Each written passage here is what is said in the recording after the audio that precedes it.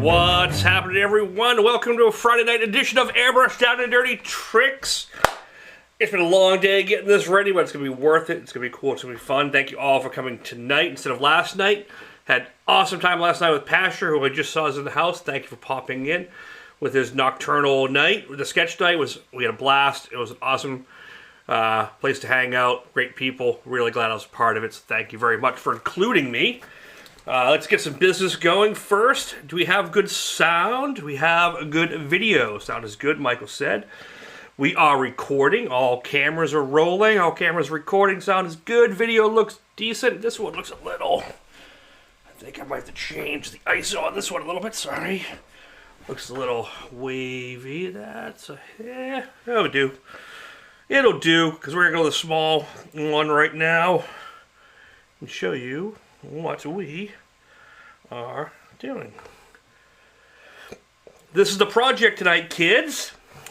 This is what we're doing. We're doing a cool gesture Joker sculpt. This happened to be the subject matter of last night's nocturnal night with Pasher and friends. And you know, we were talking about, you know, my career, what I've done, and thank you, you know, and going over like what I've done. And we did some sketch work, and this was the idea. And this is what I whipped out during the evening. Just a quick kind of gestural rough sketch. Looks pretty cool. You know, nothing crazy, but fun. And I liked it, but it wasn't something I was going to stick with 100%. I never get too committed to my initial sketch. It's just more of a roadmap. And so what I've done since then is I came up with this guy. So if you want for a second, I'm going to switch over to my iPad here. Let's see here. Which one is the iPad? Here we go. So this was the iPad drawing. And you know, I was going to bring in the sketch. I was going to bring it in and do an overlay drawing and a tracing. And I actually tried that like 3 or 4 times. And I was like, eh. You know, sometimes working from the sketch and on top of the sketch is good. Sometimes you're holding yourself back. So I basically just went off of it, got rid of it, didn't look at it again, and went back to the same thing in my head and did a fresh drawing. And this is the fresh drawing and how it went up. And let's play that for you guys. And I start with a general, you know, gestural sketch like anything else, really loose, pencil, quick sketches and things like that. Nothing too crazy, not overly committed, really sketchy. Obviously, this is very much sped up. This is like, you know, a minute in probably an hour. But you can see, you know, I do it loose, and then I go back in a new layer with the inking of it.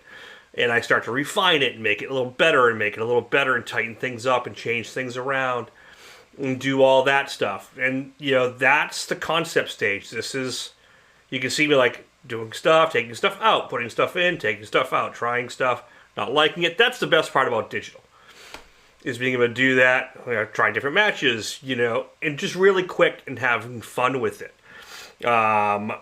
Which is the best part about working with digital. But I still like that traditional pencil feel. So the iPads using Procreate, things like that, really kind of gives you that freedom to do both. Plus it also gives you like right now, if I wanted to, you know, I can go in and I could do layers, and I could put a new layer and try a color and be like, oh, let's do some lime green. Let's maybe a teal.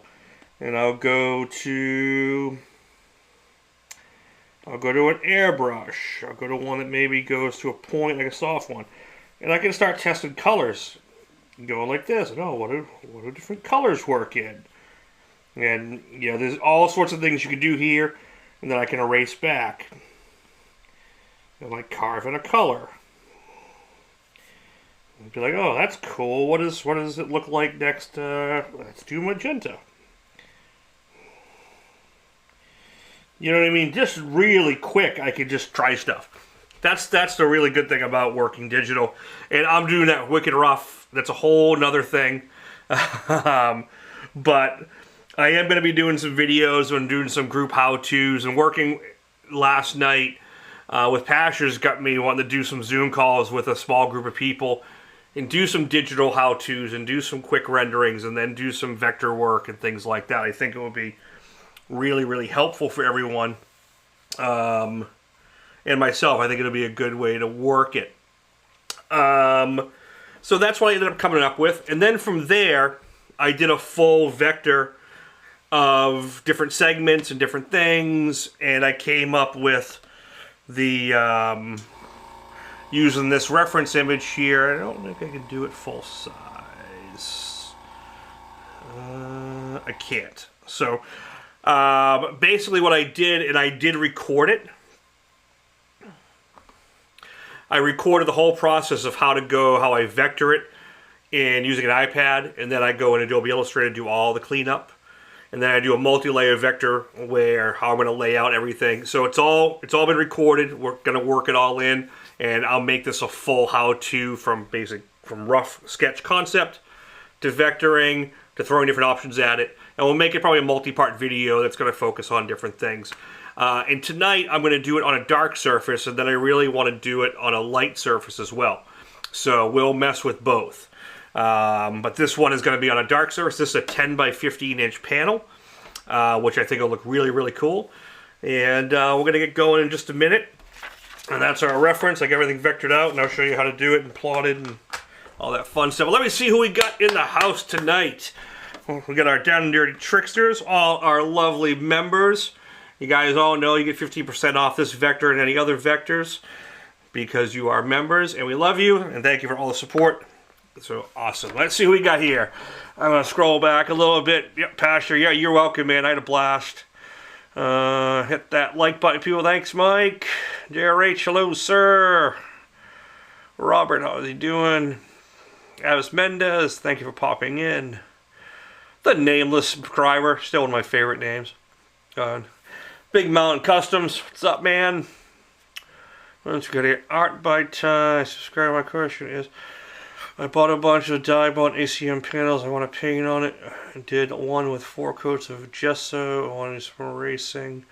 So a dye bond, I've never gessoed dye bond because gesso is usually I would just use for canvases. For dye bond boards, I would sand them with 600 and I would base coat them with a base coat color. Is how I would handle it. And if they were straight dye bond that are white already, you don't even need to gesso them. The white substrate's perfect as is. You can, gesso may work. I just don't know if the eraser will attack it a little bit. But it probably won't. You'll probably be fine as long as it's dry, as long as you scuffed it down first. And then you could do all your artwork and erasing on a gesso board. It's not a problem. You should be fine. It's 1 a.m. there. Well, really appreciate you popping in, Astro Solari. Thank you very much. Not ACM panels, but I'm not sure gessos are right. And you can only do a test and find out. If you treat the gesso like a primer and you sand the dye bond board first, so you get a bite, you'll probably be fine. I would definitely spray it other than rolling it. But I haven't used gesso on metal or aluminum, so I can't really give you a full. Reaper RC, oh, catching a fever. Thank you for popping in. Gary She's in the house. I don't remember name. Name was subscribe. It's awesome. And Mike, that's all my friends over on YouTube. We got a bunch of you over here. Thank you. We got a few people over on Facebook. We got Porphy. What's going on, man? Kevin Goyette, how you doing, brother? Old tire salesman friend of way back in the days. Joe Woodward, my sister. Hi, Robin. And who else we got? Gene Stanton. Michael's over here. Richard. Awesome, awesome. Are you going as Scott tonight? Oh, the old standby. All right. So let's show you what I got going on here. So there's 2 ways to approach this, and I talked to, I asked people what they wanted.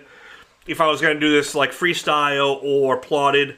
A lot of people wanted it plotted, so I have made this file available. It's already up. It's already on the site. Every file type for every version, and including a smaller scale size for tabletop cutters like Cricuts and Cameos. So they're all set to a 9 by 12 kind of file size. And these are set, the factory one, what I'm doing here is a 10 by 15, which is what the size of this panel is. So in that file set that's available on McKayFineArt.com, this little guy right here, you'll get JPEGs, PNGs, PDFs, AIs, EPS, SVG, DXF, all the different file types for any type of machine you'll ever need. And if you don't have a file type you need, you message me and I'll make sure you get it. It's pretty simple, and I haven't had any problems so far. And I haven't done a full test on Cricut and Cameo. I will do them tomorrow, but the way I've been doing it seems to have been working. As long as I make it as a 9x12, they seem to stay together well. It's when I tend to do a bigger file, and then it tries to maneuver them, so I think we're fine. But I'll double check tomorrow if there's any corrections. I will correct the file over the weekend and do a fresh version. Okay, so if you have a Cricut Cameo and want to hold off for a few days, feel free to. I will check it and make sure I just didn't have time today. This literally started at, that iPad sketch started at 2 o'clock today. So from 2 o'clock till now is what I've been working on for this. For all you guys. Now we got the reference image there we're working on. And we're going to be good to go. Actually, I want to try something different here. There we go. It's a little bit different. I think this camera is a little too bright.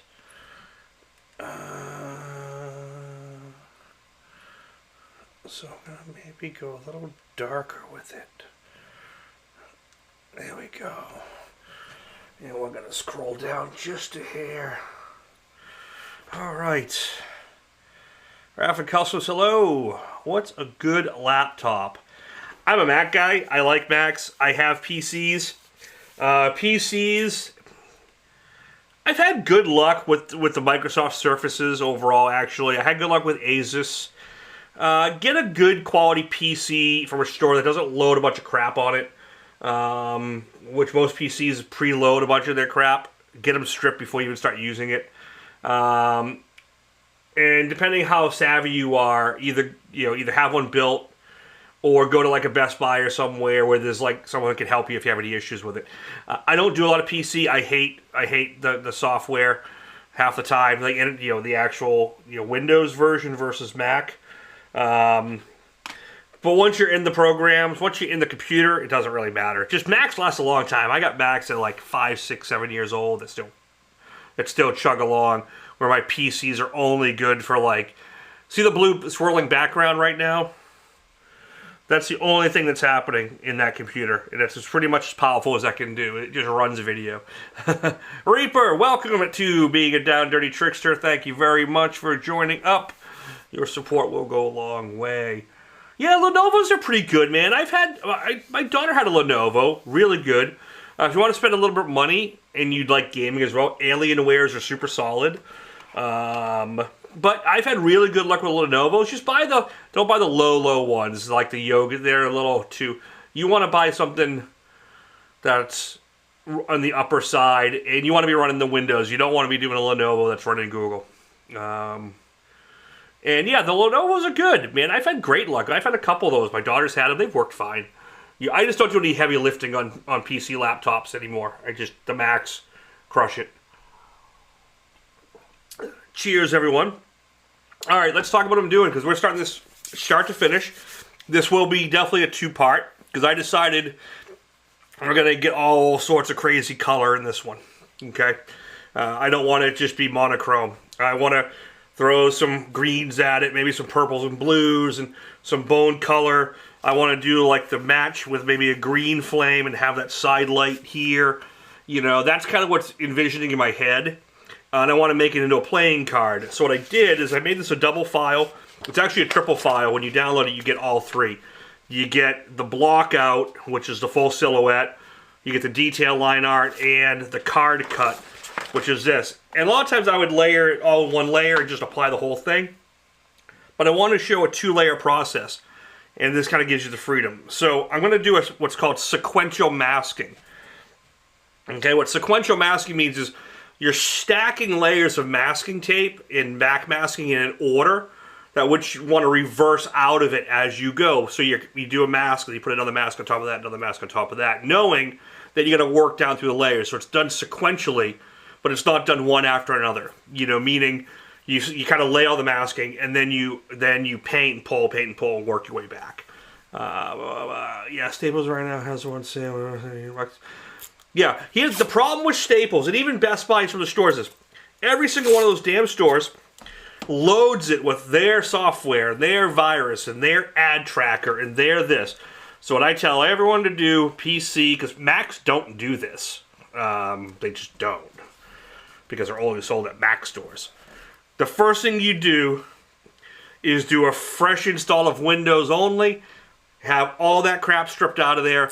So all that's there is a fresh copy of Windows. No Lenovo ads, no Staples ads, no Staples partner Google tracking shopping thing. Because what they do is they stack all that stuff in the background so they can ping you and sell you stuff and track what you buy and what you like so they can better serve you. And it slows your computer down instantly right out of the gate. And this is not new. I've been doing this forever. So the first thing I do whenever I bought PCs, and I still to this day, the first thing I do is strip them out. Just redo Windows. First thing. Okay, we are going to apply this here. Get my ugly mug off the thing. We are going to apply this first sequential masking. I recommend buying those paper proofs to avoid people. Oh yeah? Yeah. Honestly, man, I go to a local sign supplier for my panels, for those die bond panels or poly metals. You go to a sign supplier that supplies sign shops. You can buy a 4x8 sheet of poly metal or Lumicore die bond for about $100, $120, and most of them will cut it for free or a buck a cut, and you'll get 20 12x18 panels out of it. Okay, or I mean 20. Yeah, you got like 21 18x24s out of it. Or like 11 12x18, 18x24s. So they're all, and you can actually order with black on one side and white on the other. So you're way ahead of the game because you don't have to prime and paint white or black. You're already done. That's what these are. And yeah, you got to buy it up for $100 and something bucks, but you're not running constantly to the shop and buying a small piece of metal or cardboard or foam core. You're not sanding it, scuffing it, painting it, and waiting for it to dry, scuffing it again, using material and wasting time. I find that to be the best thing to do is the 12x18. I mean, I get a 4x8 sheet of that material.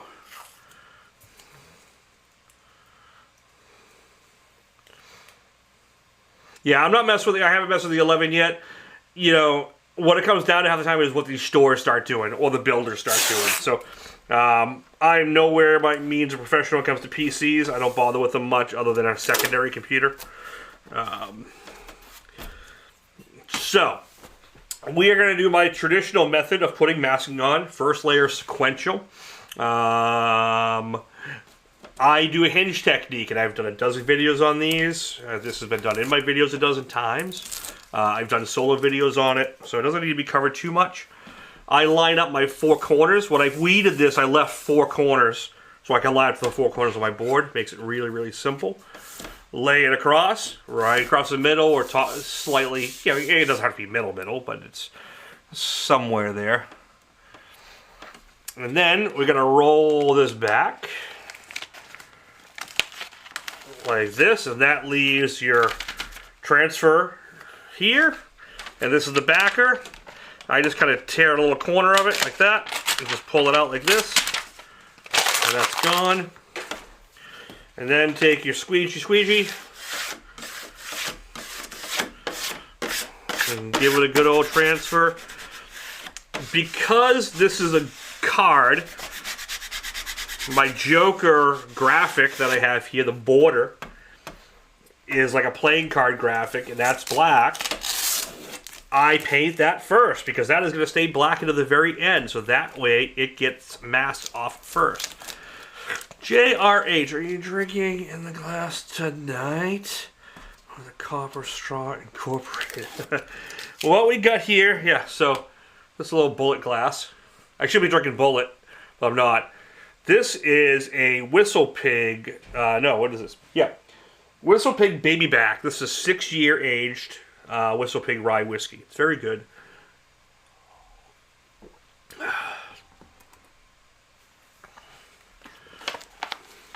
Yeah, exactly. Don't let the store set it up. Just, yeah, get a fresh one. And if you buy it, it's done, you can refresh it before you load any of your own fun software on there.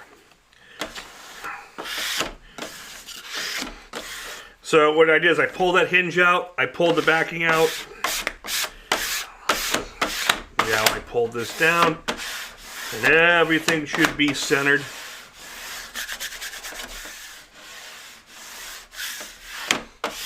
Yeah, I got that as a gift from my brother a few years back. That's cool. So now I'm gonna pull the backing off, and I'm actually gonna pull those corners off with it because they're not needed. They're just there. And now we're gonna pull slow. See those points? Sometimes they wanna come out. Just pop it. And if that stays there, we can just pull this. Gary Shees with the super chat. Thank you, sir. Thank you for the support. For those new to the channel, we do take super chats. We do encourage. It does help keep these things going. We also take bids on these paintings as we go. This is going to be a two-parter because I know in my head there's no way I'm finishing this thing. I really want to make this cool and a lot going on. So we will take bids starting this week, and that'll continue on to next week. We'll get this thing rolling, because this is not going to be a $150 panel, ladies and gentlemen, just FYI. We may start there, but we are not ending there. For that, I'll keep it. Respectfully. But it's always a place to start. Okay, so now what I've done here is I've got this all masked and laid. And here's a cool little trick for you Photoshop Illustrator guys. I was trying to come up with a cool border that matched this font. It was a fun font. It was pretty simple, but got that jaggedy kind of gothic-y look. And I want to come up with a border, and I typed out a few letters, converted them to outlines, and decompounded them so they're all separate shapes, and pulled all these pieces apart. This long one is just this J piece stretched out, and then I did an I and stretched that out, and then this is from a letter S before it curves, and then I kept tweaking them and stacking them and moving them and stretching them and combining them together, and that's the border. So I just actually used the font of it, which I thought was a kind of a cool way to do it, and it worked out pretty good. And like I said, this will stay black for the most part, but this gives me the option when I'm going to put the next mask on it. If the next mask goes over a section, I can decide whether I want to cut a section out and let this go over the gesture, or have the gesture hood go over it, and I can play with different depths of field. So we're going to play with that through it. I got a couple questions over on Facebook here. Gary Fantasia, what's happening? Jim Dasher, what are the specs on the Mac? So whenever I buy a Mac, I pretty much buy as top as I can afford at the time. I run at least 16 gigs of RAM. I'm still on the old processor on my current one, but my next one I'm going to buy an M2 chip, 16 to 32 gigs of RAM, because I do a lot of video editing. But for most stuff, if you're doing Adobe Illustrator and some mild Photoshop, not too big, you can get away with a nice middle-of-the-road computer, no problem. Lindsay J is gifting 5 Airbrush Down at Dirty Ship members. Lindsay, that is awesome. Awesome, awesome. So, Raffin Customs, Wino Noob, Macaws, Ruggedly Handsome, awesome name. Randy Nash are all members now of gifted membership. Thank you, Lindsay. That is so cool. I always forget you can do that, and that deserves a big old shout out. We'll give a little police siren for that one, I think, because it's just awesome. And thank you, thank you, thank you. All right, let's get back to it. I do have some colors mixed up. We'll talk about those. Hopefully I'm not going to spill a bunch this week like last week was bad. I got my little skull over here. We talked about this last night. This is one of my model skulls that I chromed. Always a good reference for lighting. And I went on Amazon. I bought a bag of these These are the inserts that fit all like camera threaded inserts. So basically any camera mount, tripod, arm, they'll just screw up to screw to and hold. So you can put them on anything. Easy peasy. Like that. Cool. Alright, so mask layer 2. Okay. Always important before you do this, I marked what's top and what's bottom. And how many people here have cut masking and then you can't see what you're doing? I know all the standard tricks we've been here, we've talked about this before, but there's some new guys in here. New guys and gals, I should say, and we will talk about how to see it. So, how many of you guys have plotted something out? How many of you have plotted something out and you put it on your surface and you can't see the cuts? You know, it's a big problem, especially with certain masks. Like the white. The white you can usually see all right. The white and the yellow Avery, what most people use. I use FBS masks. This is the FBS Blue. This is the mask I've been using for years because it's developed for custom paint specifically. It's not designed for like sign shops and lettering shops. This is designed for painters. So I use the blue mainly all the time. They have the gold, which is the paper type. I like that a lot as well for certain things. And they have the green, which is a transparent, which is basically the blue, but it's a transparent. Whoops, hit the wrong button. Oh, we got our fisheye filter. Oh, we can't forget candied fisheye filter. Keeps our air dry, our paint dry. And all the other lovely brands that we support and use on this channel. Fisheye, Iwata, Createx Colors, what we're using tonight, FBS tapes. The Visionaire mount this is the easel I use. And they're not paying me for this, guys. I'm not trying to commercial you. This is just stuff I use and I promote because it works for me. And it's worked for a very long time. They don't have to pay me to say it. I just know it works. And they'll support the channel when they can, but it's not like a weekly, monthly endorsement thing. It's what I use. It's what I like. So, yeah. Oh, FBS mask. Any distributor that distributes through Cumberland. So you can get it at Coast Airbrush. You can get it at Maple. I believe you can now get it at Spray Gunner. Don't quote me on that, but I think they started carrying FBS products. In any auto body distributor that distributes through Cumberland can get FBS. Fisheye filters like the what? They are to a degree, but those filters are moisture filters only. Fisheye filter is 100% contaminant. They actually make airbrush size one. I don't have one on right now. I got to get a refill for it. They have an element inside that you can change. So once you buy the unit itself, the casing's forever. And then every couple months or so, you can pop the filament out and change the filament. And they catch 100% of contaminants or moisture. So oils, water, moisture, other contaminants that can get in your paint job. They are awesome.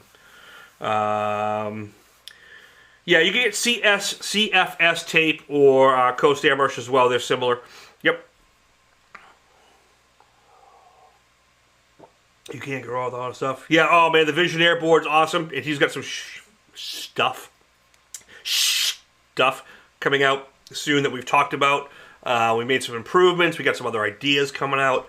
And I got some plans for some other mounts that I'm going to be using here on the channel very shortly. Okay, let's get to this panel. Enough chit-chatting. We're 30 minutes in. I haven't even laid paint. Can you tell this is going to be a double? Which is good because there was no way I poured this paint in the cups 3 minutes before we were on. So I had to rush to get everything. Because when I started this at 3, I had to do the artwork, I had to do the drawings. But then I had to do that, I have to go into Photoshop and make sure all these are up to date for all my lovely members.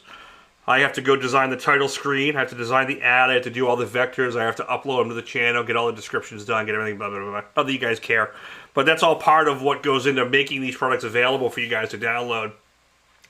Like I said, it started at 3 o'clock. So we're 5 hours in before I do the feed. All these things have to be done. Alright. Back to the hinge technique. I marked my arrows up here. You can kind of see them. They were marked on the vinyl themselves.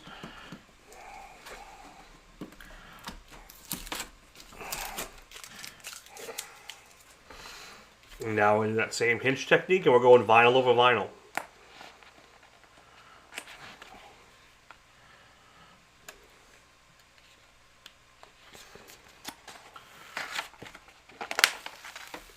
Okay, so this is all the line art layer. Okay, get my hate seeing myself on there. It's the same thing. Make sure it's all good. Pull that out. Squeegee, squeegee, squeegee.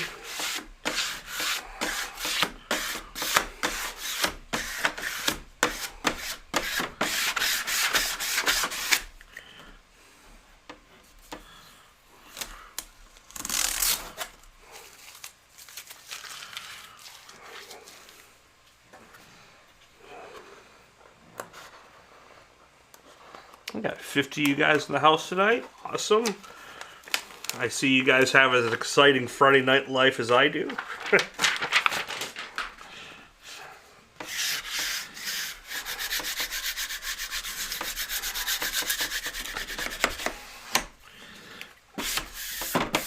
Standard squeegee.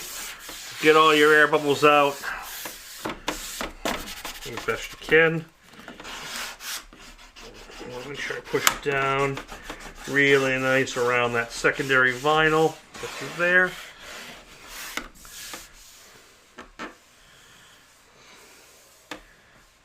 Oh, do the Uncle Scully. Yep, yep. The Cameo. The nice thing about like the plotting programs, a minimal computer will run them. It does not take a lot to run vector-based design programs.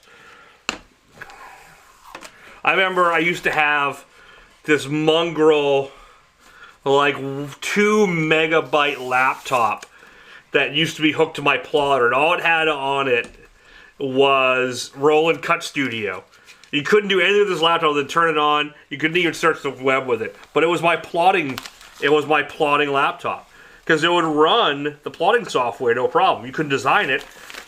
So what I would do is I would design it in Adobe Illustrator on my computer in my studio in the office or my house, and then I would bring that file in on a thumb drive and just load it in, open up Roll and Cut Studio, and go. That was it.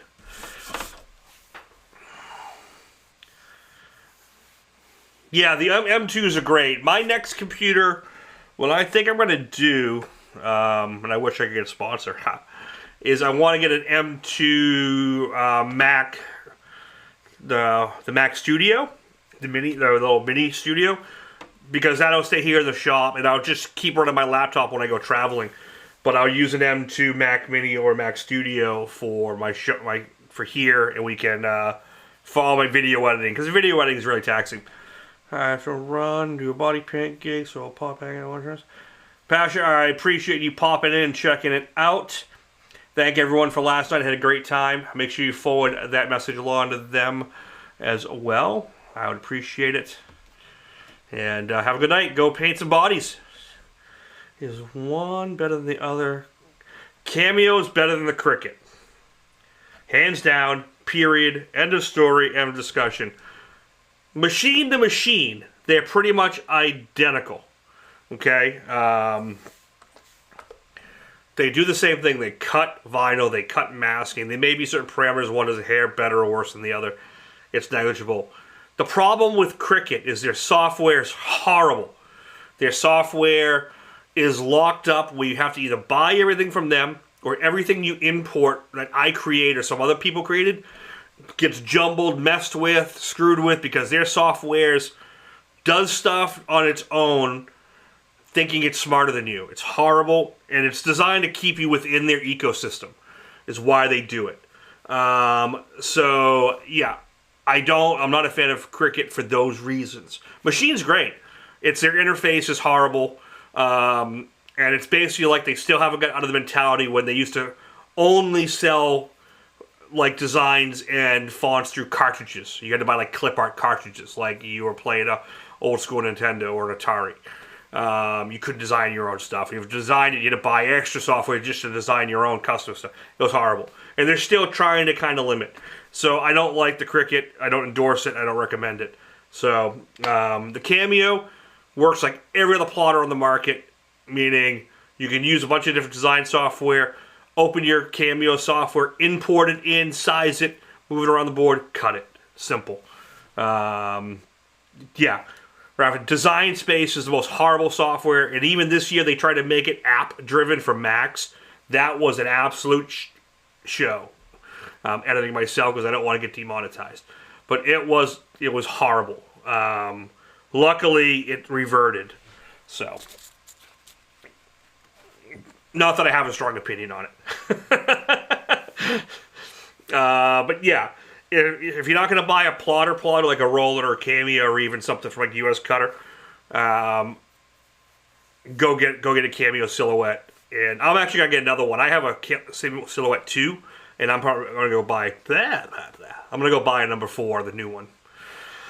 I have the Cameo and Scott's SVG files work perfect. Yeah, they work fine. The easy trace. Well, you shouldn't have to trace it. If you import them, they should just cut. If you bring in my SVG, Lindsay, you should just be able to import it in, open it up, and then send to the cutter. You don't have to do a trace. My files should be done. Because if you're tracing, a lot of times you get double cuts. So you should be able to just import them. If you are having trouble with that, give me a call. Message me and we'll make sure you're all sorted out. But yeah. All right. So notice how you can't tell us how you really feel. You know me, man. I'm always going to tell you like it is. Look at my Easter egg colors. Look at my Easter over here. It's so not. I have a portrait. I'm not familiar with portrait. Not familiar. Oh, so the Cameo 4 does go to 24. Yep. Yeah, and that's what I like about the Cameos. I have a professional high-end Roland plotter, and it's awesome. But you can't cut hard cardstock with it or hard Mylar with it unless it's specialty for a plotter or masking. It's pricey. But the nice thing about a Cameo is you can throw like 200-pound cardstock in it or Mylar, a bunch of stuff, and you can double, triple cut it and make sure it goes in, and it's great. Oh, a silhouette portrait. Okay, yep. All right, so notice you see this cut file. Can you see anything? I'm looking right at it. I can barely see it. So here's a nice quick tip. If you've cut vinyl masking, you cannot see it. Maybe we'll edit this to a quick video. If you've ever cut masking, vinyl mask, plotter mask, and you can't see the cuts when it's on your substrate, here's a quick trick, a quick tip. You can do this with paint too, like thin down paint. What I found is this little bucket of charcoal dust works great. Also, like the 3M pounce powder, you know, like the guide coat chalk also works very good. But this is just charcoal dust, okay? It's all it is. You know, even if you don't want to spend that, if you had a dirty shop floor like I do, you can just rub paper towel on it. It works. It's not the best idea, but it'll get you in a pinch. So look, I just take a little bit of this chalk, a little bit of the charcoal,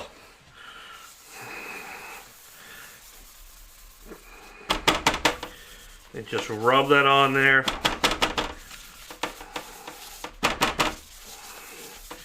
And it'll just fill in the cracks. Now, you should have a little bit of an easier time seeing it.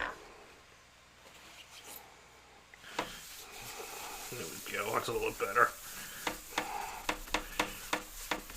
You see that? It's a great trick. This will work with any plotting, cutting material, vinyl. And like I said, you can do it with paint, but sometimes paint seeps through and gets onto your substrate or stains it.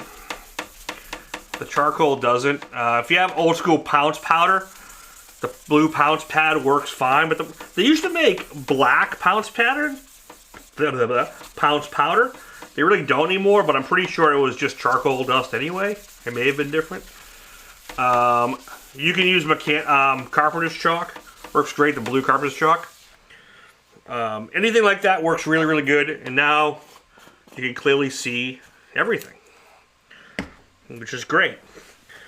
If you use the transparent mask, you can still do it. It works. Or the white mask, any brand this works with. So that's how you see your cuts nice and clean. And even if you want to get more off like this still, probably take a little bit of that residue off. I'm going to take a little bit of cleaner. And just make sure we get a lot of it off. I don't want to like rub it all off and take it out of the cracks. I want you guys to be able to see it. Nice. Let me show my 3/4 cam. Yeah, 3/4 cam is kind of too far away to even see it, so we'll go back down to the top down. Now you guys can probably see it pretty decent. And that's it. That's how you can see your vinyl cuts and start planning what you're going to do. And this is where I got to start figuring out what I'm going to paint. Okay? Haven't got this far yet. I know I'm going to do green in here. I might do green and purple, like a green and blue. The skull, I'll start with like a regular white, bone white, and then we're going to, because we're on a dark surface, we're going to be painting with light. We're going to be painting with highlight, so we're not painting with semi-transparent colors that don't cover black. And you can't do any erasing techniques here because you're on black. If you do erasing techniques, it's to go the other way. It's to go to the dark. I am going to plan on doing this how-to a second time, I think.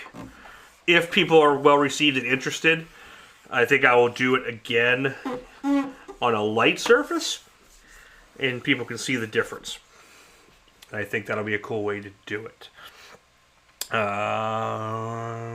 Cool. Alright, so now I gotta figure out what I'm doing. The eyes are gonna be super bright green yellow, so I might actually do those almost first. Maybe. Let's see. This is where I gotta start figuring out. I gotta look at this. Don't be afraid to bring out a pencil or something here.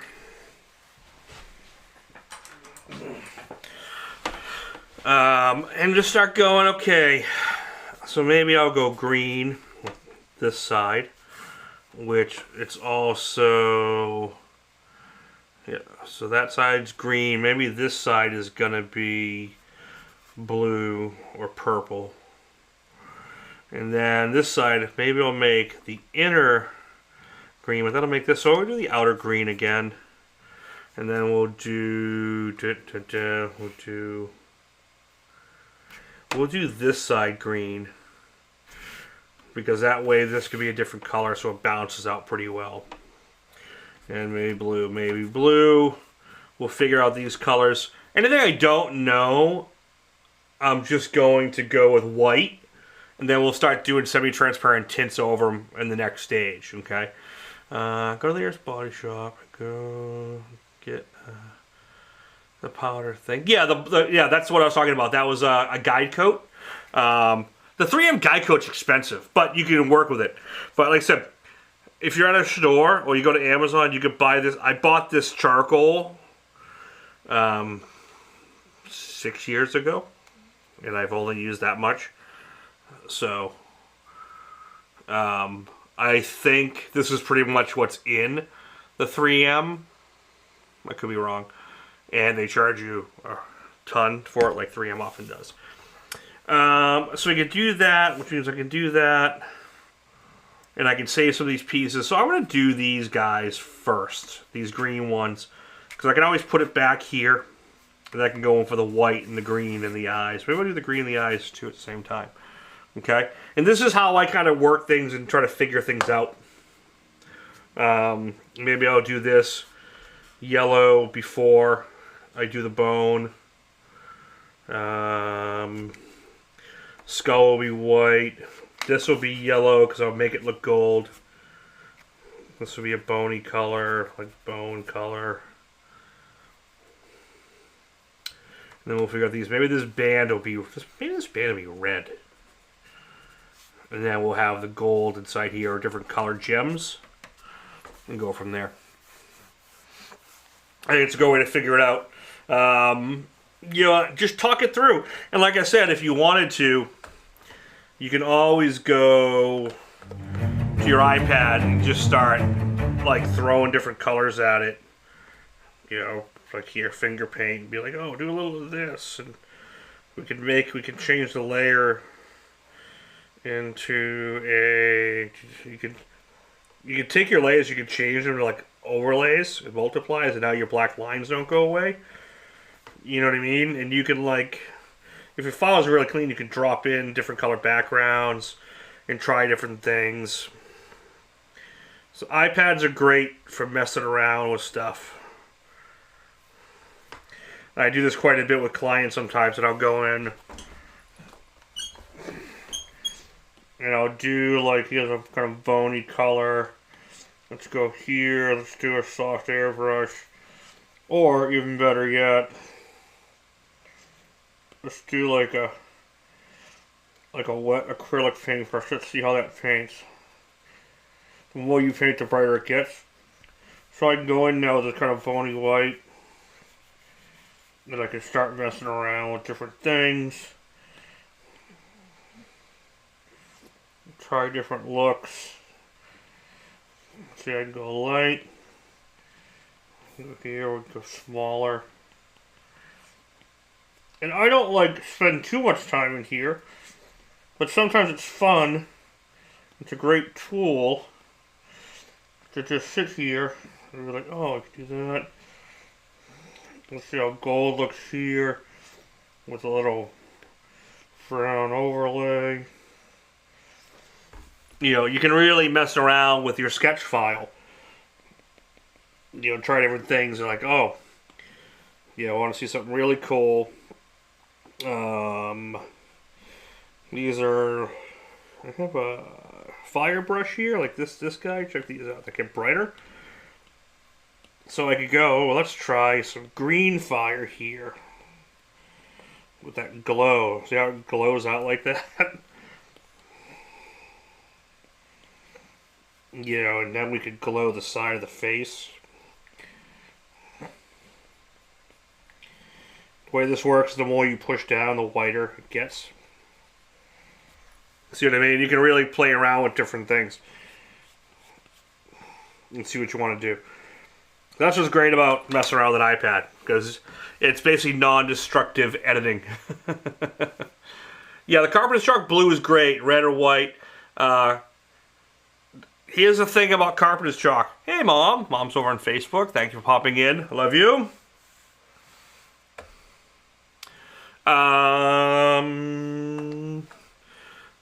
Carpenter's Chalk, just be careful. Those colors all work. The blue is great. The white is good. Red is okay. Don't get orange. Don't get black. And don't get the dark blue or purple. Those are permanent. They don't come off. Learned that the hard way once. It's a chalk that basically stains concrete. Don't use it like the safety orange one and like the purple or black. Don't use that stuff. Okay? Please. Alright. Let's see what we got here. Am I lying behind and caught up now? Okay, cool. Alright, so like I said, I'm going to take these off. And we're going to start with green. And I'm going to save these. But what I did, like I've done in the past, we've talked about it. I make this the same size as this. So if I want to go back and loose mask something without retaping it, I can just cut this shape out as a loose template and utilize it. So super easy.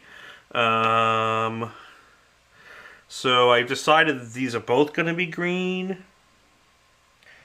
You know what? I'm going to do in here green. I'm going to flip it so this side is green, that side is blue, and then this side's even green, that side. I'm going to flip it in my head. Because I try not to make these colors touch too much to each other. They're going to a little bit, but you just save it up to the side.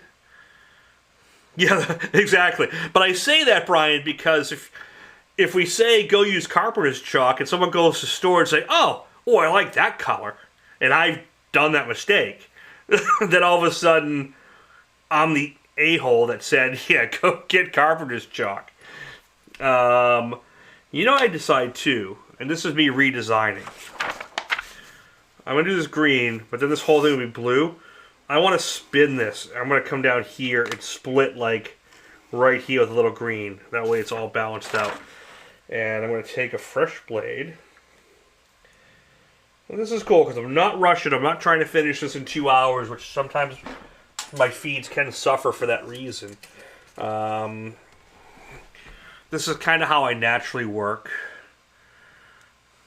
I'm chatting with my son in Japan. Oh, amazing. That is on my very short bucket list to go A, visit, B, teach. I would love to go teach out there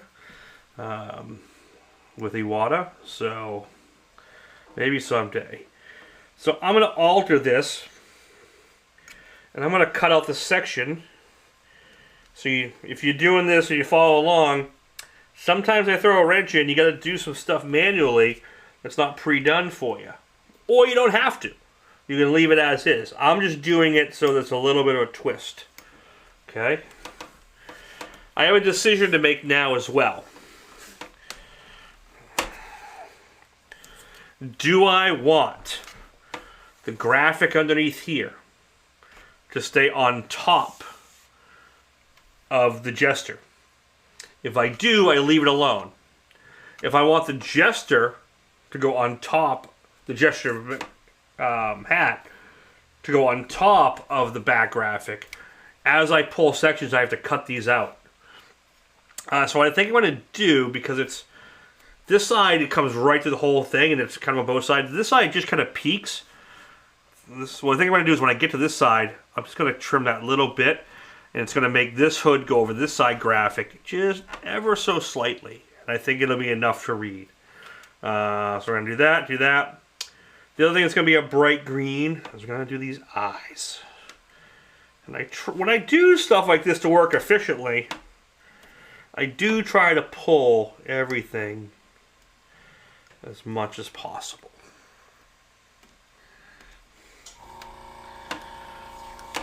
And I keep things on the right side the right, things left the left. Makes it nice and easy. Yeah, so I like the gesture on top, but I think one side on top, one side on bottom, when you do things like that, it starts to add depth to the piece because you get one doing one way and you get that weave. Okay? Not a hair weave, but a weave. So I'm going to start with Wicked Opaque Green. And I don't have to go too nuts here.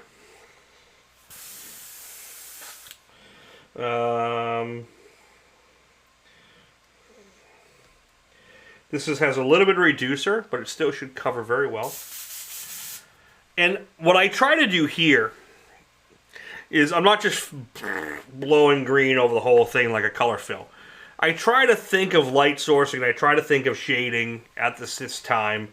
Like how is, this little bend here. Maybe creates a wrinkle.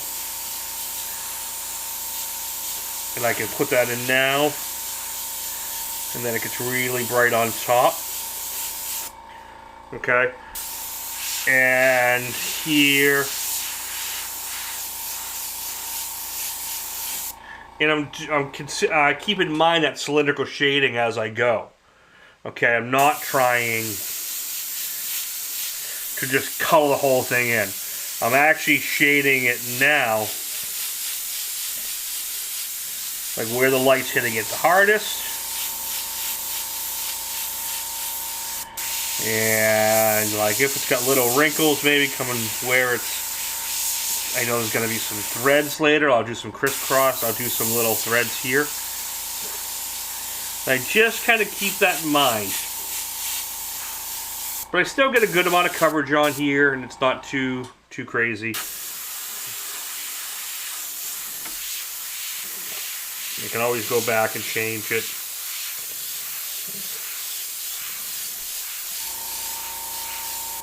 And this is kind of a digital approach. It's not as many pieces. This one. No, it's not as many pieces as the Dragon Castle one. However, the Dragon Castle one can be simplified a lot if you don't do the brick wall. But this has, because that was all monochromatic blues, you could pull faster. This is going to have a lot of color changes.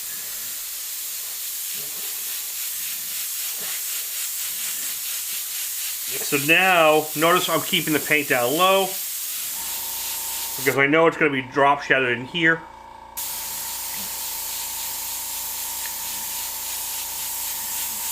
And what I like to do, so I learned a lot of illustration tricks from illustrators over the years. And what some guys do is they like render all the threads, they render all the patterns, they render all the stuff, and then they cover it in the next section. I kind of get everything to a mid-tone and get all the mask off kind of as fast as I can.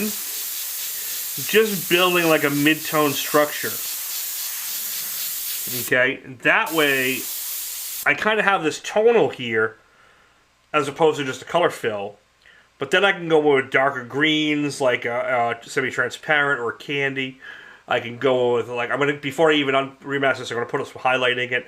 And I just kind of build half the shape. That way when I get to everything's done, then I can start doing a lot of freehand. And that actually loosens up that stencil look. And when we do this project on a light surface, you'll see the approach will be totally different. It'll be a different order. For a different reason, not because one is wrong and one is right.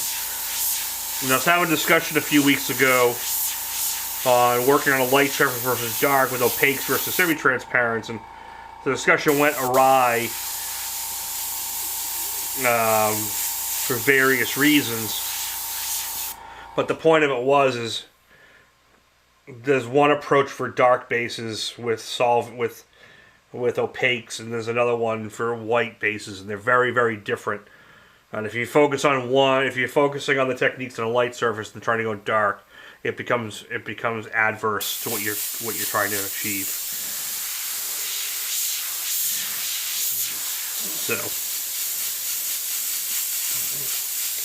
and it's a process I'm passionate about because I spent most of my career in automotive and not illustration.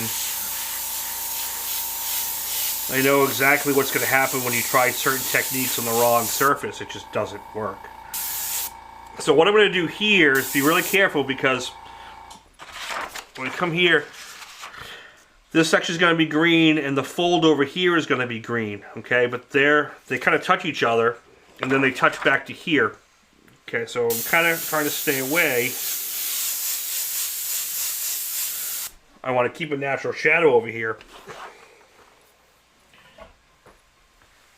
Where did my knife go? Oh, I forgot I have the magnet on this one.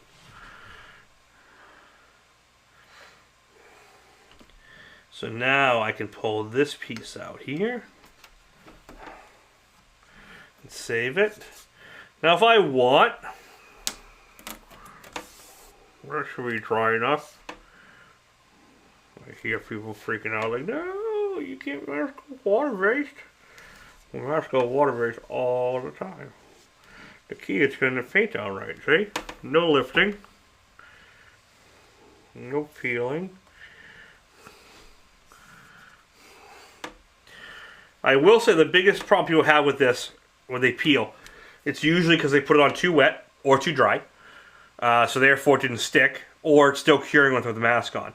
Especially if they work in like a humid garage or humid basement. Low tack adhesive vinyl mask. Yeah, that stuff's alright. Used it for years.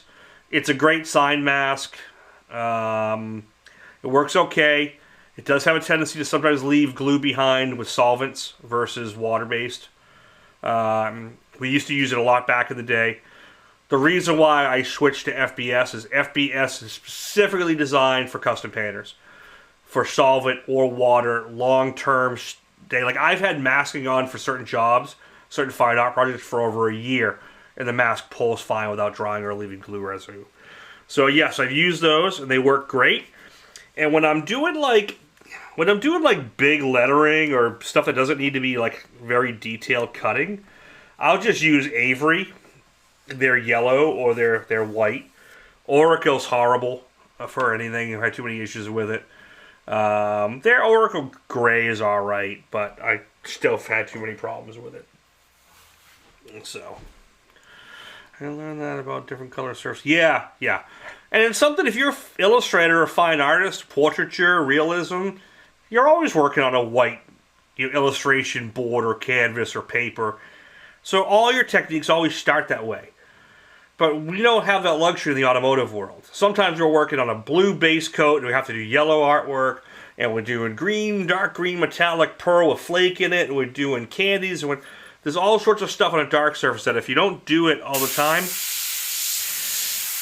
it's just not your wheelhouse. It's just not what your understanding is. So yeah. Yeah, the blue low-tech stuff, there's some, you know, generic stuff which you get on Amazon stuff, and it works all right. But I think the tack's actually too low on it. This stuff, what's nice is the tack's just right, where it doesn't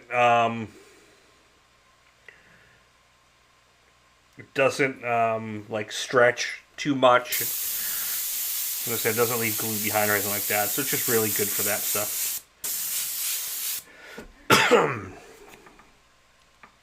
Gerald Mendez.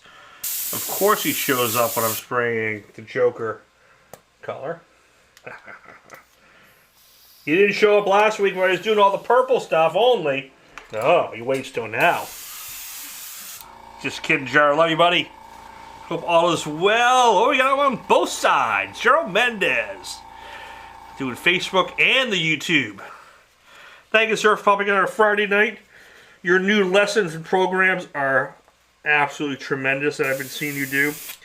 Makes me want to hop on a plane and come for a visit and sit down and just take a class. Man, someday I want to do that and just get taught some other stuff from different angles from good people. And you, sir, are definitely one of those good people I would love to sit in a class and learn from. Alright, so I'm going to take that green out, and while it's in here, I don't have to go crazy. I'm going to take some bright yellow, and this has all been wicked opaques. So I'm going to use the Hansa yellow. Oh, good. Oh, Donna Bush is here. Thank you, Donna, for popping in. We have to talk this weekend or Monday. Lock it down, and we got to lock down our dates for the class. Please. I know I've been too tied up. So now the Hansa yellow really pops nice over the green. So you can almost see that, and I can kind of get that highlight now. And it's just slightly there, okay?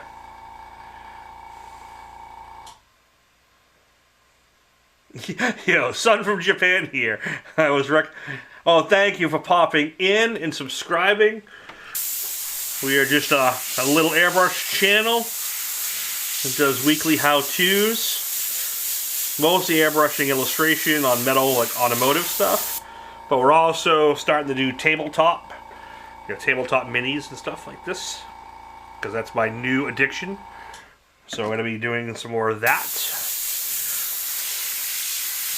So welcome to the craziness. Okay, so we got some yellow there. We got some yellow here. I could actually pull this one back off now if I want. And notice, no peeling. And it's reusable. That's the other nice thing about the blue mask. It's just rigid enough where it stays together.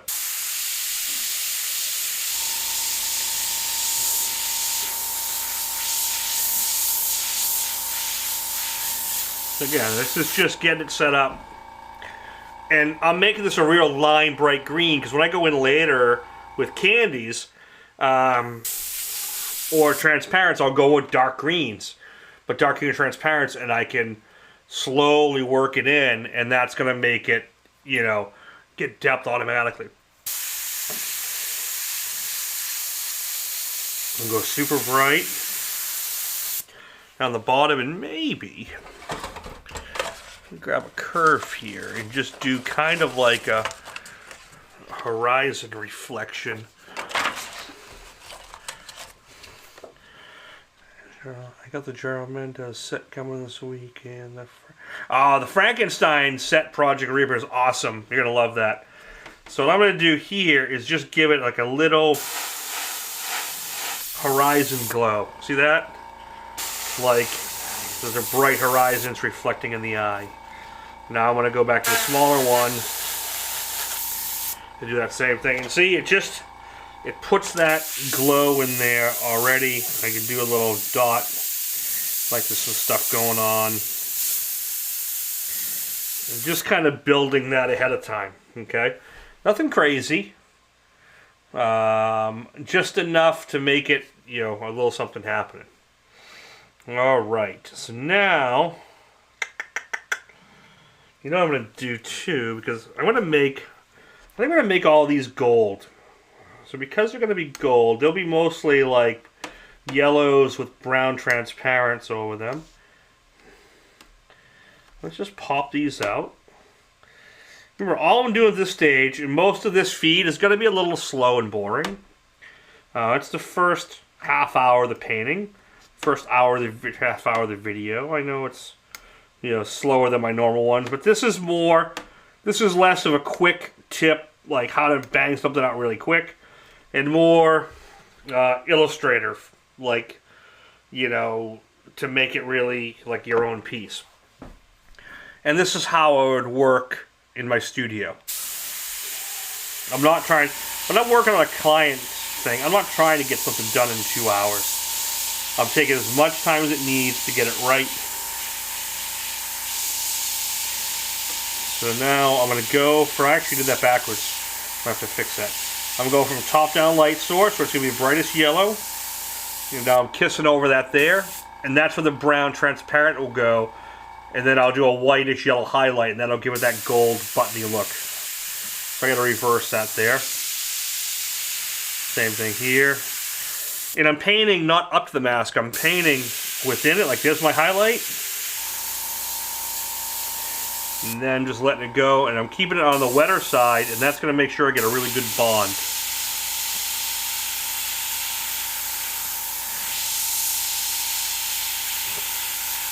So green over this color is going to be a very different color than browns over this. Okay. Used to paint. Yeah, Warhammer 40Ks, tabletops are hard to find. Really? They're hard in Japan, huh? I heard there's a whole district in Japan, which is like one shopping street that Games Workshop has an entire like 3-story floor of Warhammer. But maybe that's the only place to get it. It's like in but it's also in the district where they have Gundam and everything else. I was watching this thing on it. Now, it might not be as big as here, but yeah, my 40K stuff, I'll give you a quick.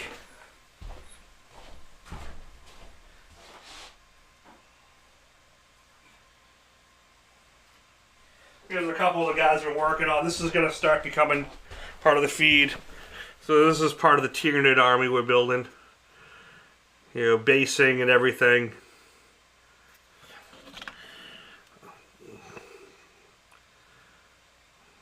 So then we're going to start doing some workshops and videos on this, and I'm building one now that's going to have lighting and LED stuff. So, yeah, this is what we got going on right now. But yeah, I got addicted to this stuff this year, unfortunately.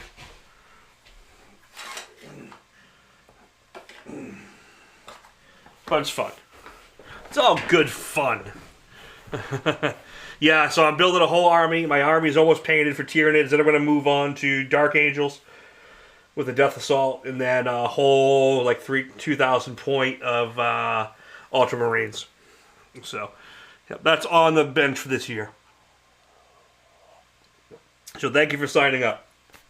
All right, so I got that done. Oh, so what I was saying is, I can work with yellows knowing that this is going to get greens. This is going to get greens. This is going to get browns. I could do yellow here and say, oh, I'm going to put blue over that and get a totally different tone.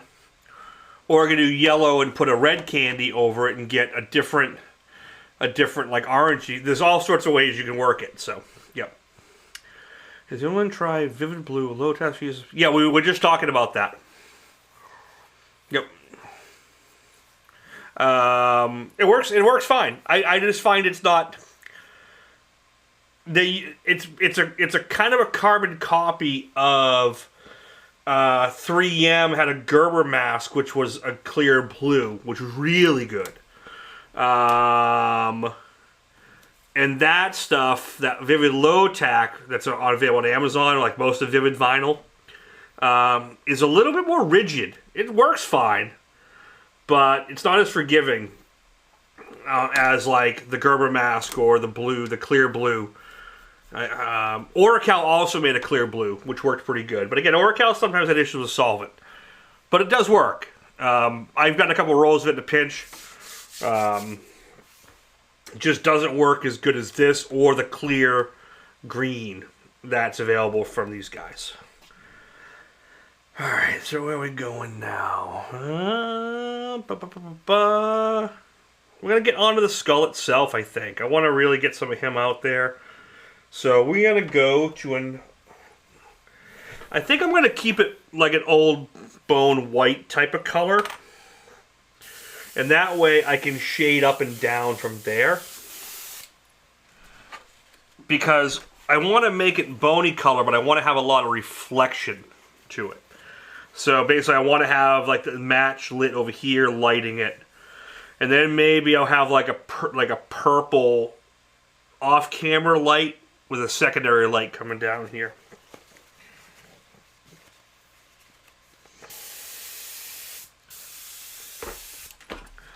I'm just going to rinse out my brush really quick. And if I do it tonight, I'm only going to use one airbrush, which means I don't have a million to clean tonight.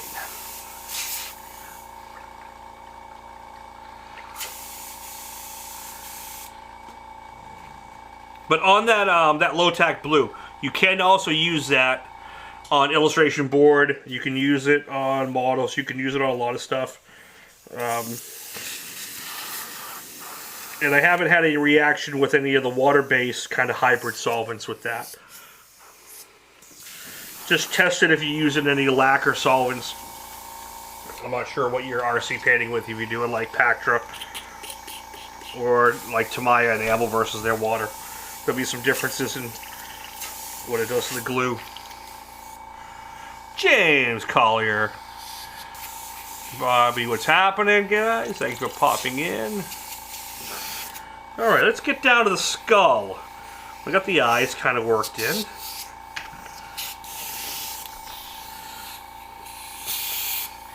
And like illustration techniques, and when I first started airbrushing, there was automotive info was very limited. Most airbrush books, and I think Gerald, if you're still on, Gerald will attest to this. Most of the books on how to airbrush back in the early 80s was for illustrators. Like, it wasn't for freehand airbrush artists. It wasn't so much for t-shirt or automotive. It was for fine illustration, a lot of commercial illustration or architectural illustration. So a lot of these techniques work with that, like using Frisket material.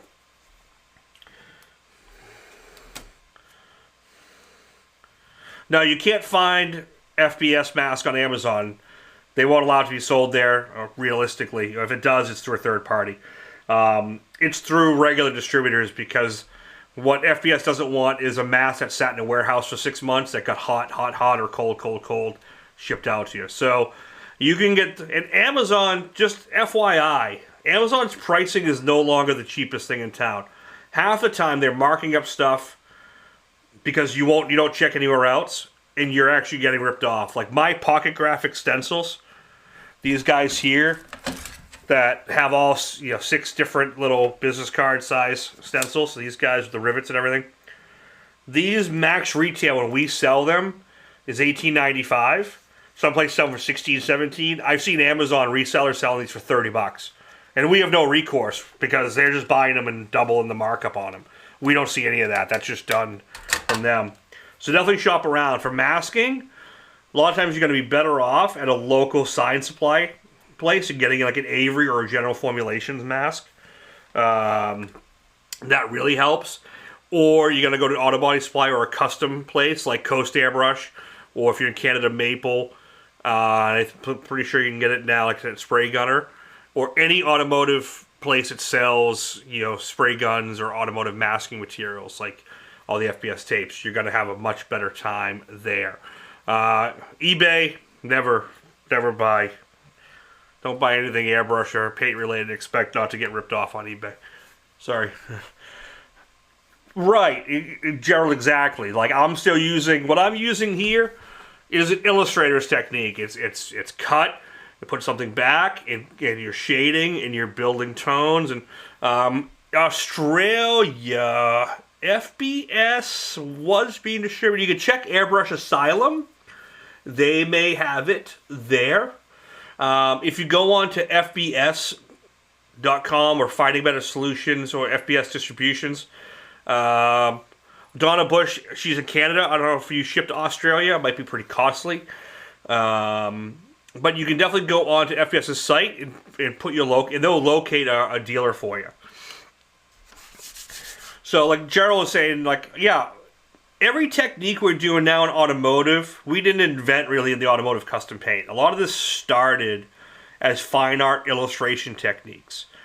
Especially the airbrushes weren't so good. You had to mask almost everything. You didn't have the control. The paint wasn't there. Things you use in gouache and watercolor and all sorts of stuff. So this is not a technique I invented. This is just kind of marrying things together. I want to keep these eyes super clean. So I'm going to just put this back.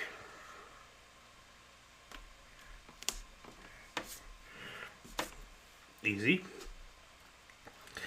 And again, if I was doing this without a plotter and hand cutting all this, which is how I would normally have done it, I asked this question today if people wanted to download the product. So the only reason I did this as a downloadable vector is because people want to do a project. Single actions do not roll. Bleh. Bite your tongue. Get out of here. No, you can stay. Where was I? God damn it, Barker. Countermasking. Yeah, countermasking. Oh, if I was doing a one-off and I was only going to do this once and not look back and never do it again or expect people to do it as a project, teach it, I wouldn't have vectored this. I would have taken this image, I would have used transfer paper, like carbon transfer paper, onto an illustration board that was sheet taped, and I would hand cut all these and pull them. Or I would take paper like this, and I would cut shapes and spray through it, cut shapes and spray through it until it was destroyed, and do it all by hand. Okay, so yeah, gouache is horrible. I know it's beautiful because it goes down silky, but it can. The funny thing is, it can clog your airbrush. But it could be dry for 4 months and you breathe on it wrong and it scratches off the illustration board. At least that's what I always found with it. It was so, it had like no binder to it.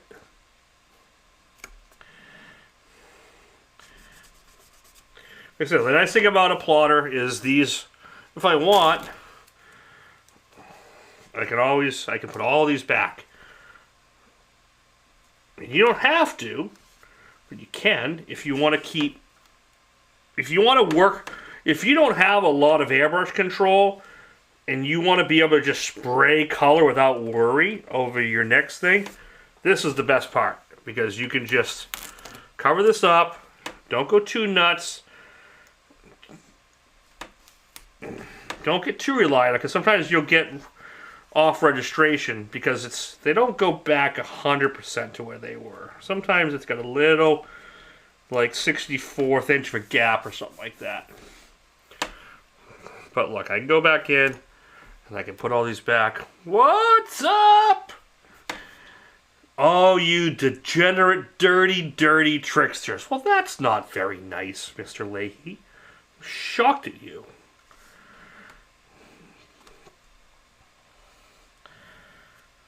The Mr. Rogers of the airbrush world. Nicest, quietest guy in the world. With potty mouth. Potty mouth, I tell you. Potty mouth. You know what it was? You were back in Boston too long.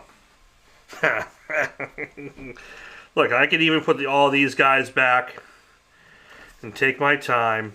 And so this is more of that, illustration technique.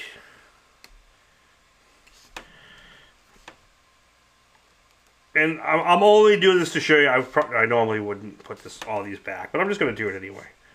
For the hell of it. For the hell of it. For the halibut. And then I can be as loose as I want. Oh yeah.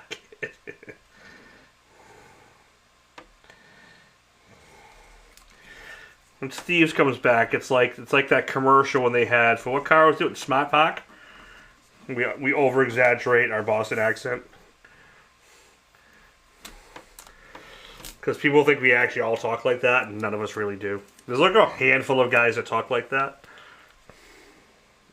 like naturally. The rest of us just play it up for you guys.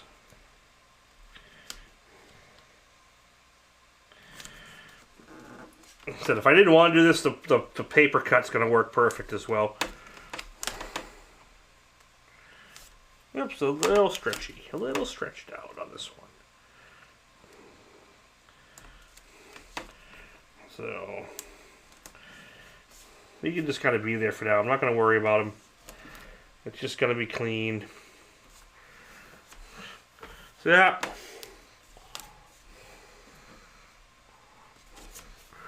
But like this one's a little too stretched, so you know I'm gonna leave him off. I don't like it. I don't like it. Oh, it's Friday night and a few in the tank. No, I don't have any. Well, I haven't finished my first drink, so nothing. I have 2/3 of one in the tank. I've had Stag before. Yeah, Stag bourbon's decent. It is pretty good. All right, let's find.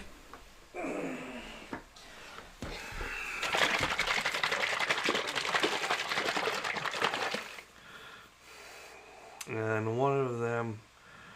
Who's from Maine? I'm not from Maine. Lay's not from Maine.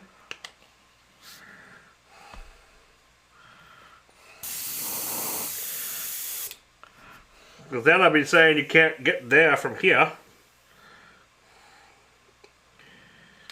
I'm going to prove a point. This is Wicked, big bottle, direct. I'm not even straining it. I'm breaking my own rule.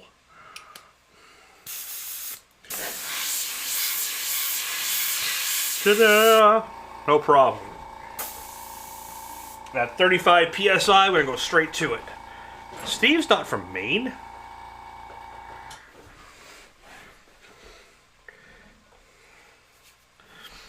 Alright, what we're going to start with here. Oh, I forgot yellow. Damn. That's going to be a black ring. Because I don't want to go back to my yellow right now. Lay from Whoville. One of the guys I met that talk like that. Jota, what's going on? It is 9:30. Wow, this is slow painting for an hour and a half. But I guess I did do quite a bit of peripherals with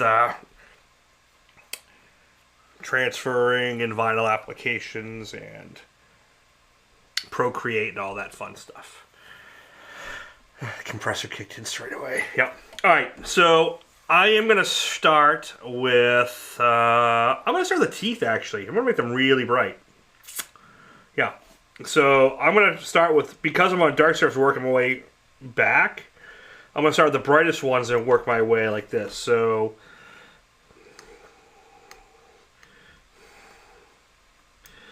there's a good joke for you. How do you compliment a girl from Maine? What's a good compliment?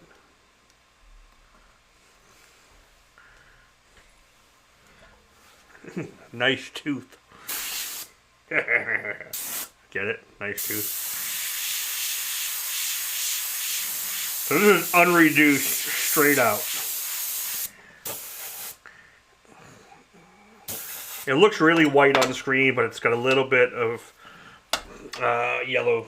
It's got a little bit of that bone white tone to it. And then I can move on to the other teeth. I can't find my pick tool. I don't like using the blade for this all the time. because sometimes it rips little tears off. I'd rather use a pick. You know, I want to put these over here, because I don't think I'm going to put them back.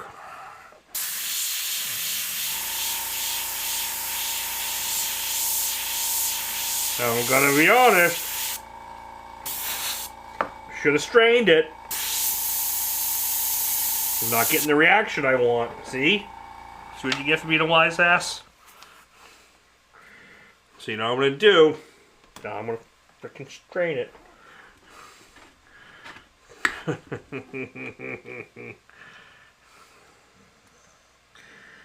going to put that in. See, you can't get away with anything.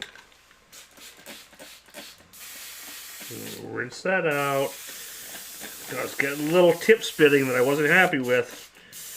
And I know it's not my brush because this is a brand new needle, brand new nozzle from the last time. I know, Gary, I know. See? I can still get by and work with it, but yeah, man, see, look inside. See that? See that white spot right there? That's a piece of dried hard pigment. Okay? And that's why straining helps, because you don't get that shit. So look, I'm going to pull this out. Oh, Steve, I didn't get the magic airbrush cleaner brush. Whatever am I going to do? You know, the only brush that's designed to clean an airbrush, apparently. Oh, or I could just take a regular paintbrush. Come in here and, oh, look at that. Look at that. There it is. See that? Look at that piece of dried paint. That's not going to go through a 0.35 nozzle. And that, my friends, is why you get tip dry. Did you not polish your noodle? I usually give all my needles a little polish. Usually out of the box they're fine. Sometimes I'll give them a little polish out of the box, but when I'm cleaning my airbrushes between and the needles are getting a little old, but I don't want to like spend the money to replace it yet, I'll always polish.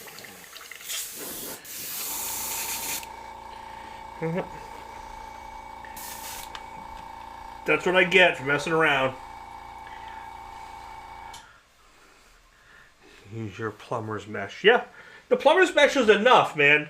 And sometimes I put 2 in there. And that'll get almost everything.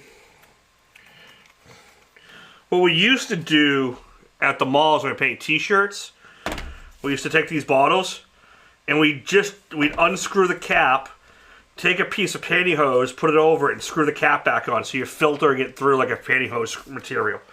Or any type of loose fabric would do the job. But this, you know, I got my little mesh, plumber's mesh, we'll put it on. I'll pour this through. Lift it up a little bit so it drains. Tap, tap, tap. Just like cleaning a bowl. I don't know what you're talking about. Now, as soon as I pull the trigger back, I'm getting nice dagger strokes.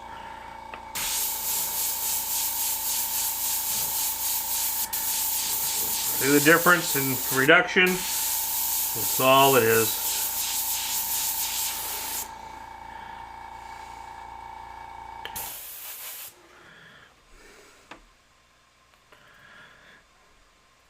And that was just a training demo. Exactly, I meant to do that. Oh, God, you liked the video on that. But look, I just tried to get away with it. I'm like, I'll just not strain it. I'll be fine. I'll get away with it. And guess what? It wasn't as good. It wasn't as good. So, and I'm not going to sit there and go, oh my God, it's the paint. The paint messed up. The Create text, it's water-based, and that's why I only use the solvent. And it's always the paint's fault. It ain't the paint's fault. You didn't do it right. You know it. You just... This paint company will claim their paint doesn't tip dry. This one says theirs doesn't tip dry. Newsflash. It all tip dries. Some worse than others, but they all do it, kiddies.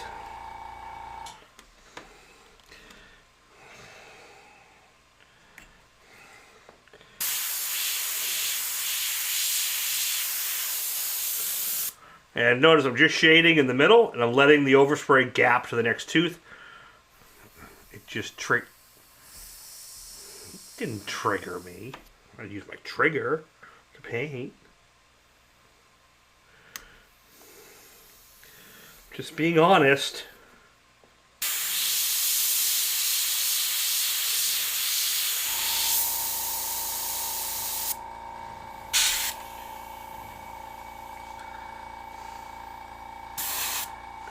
You owned it. I owned it, yeah. It didn't work. I messed up. I thought I was going to be a smart ass and make it work. And guess what? It didn't. But again, it's not the paint's fault.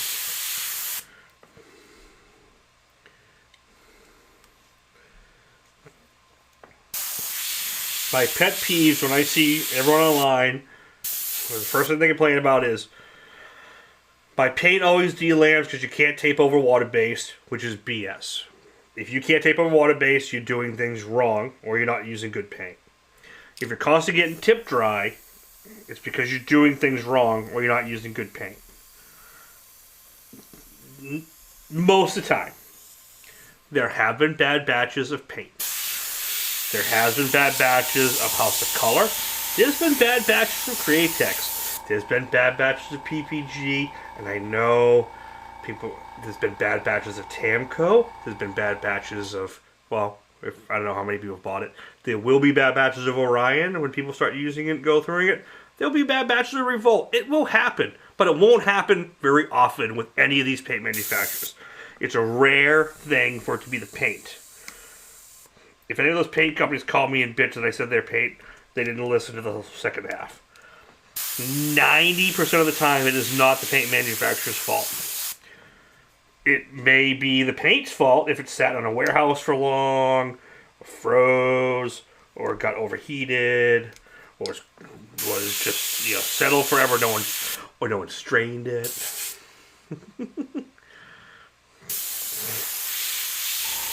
And yeah, there have been bad HOK, but I can say out of 95% of the people who complain about bad batches of House of Color, it wasn't the House of Color. It was them. And I can say that with almost 100% certainty, depending on the person. Some people I can do it with definite 100% certainty that it wasn't the paint. No naming of names.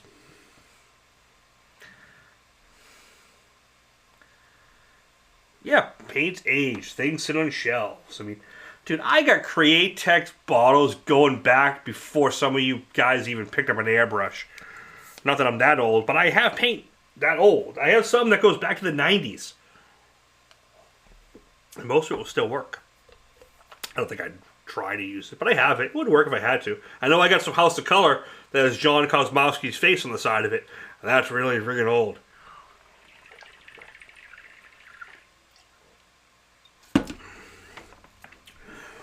Alright, what's next?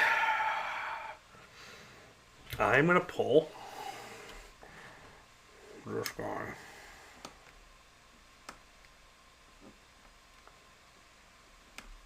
What do we got?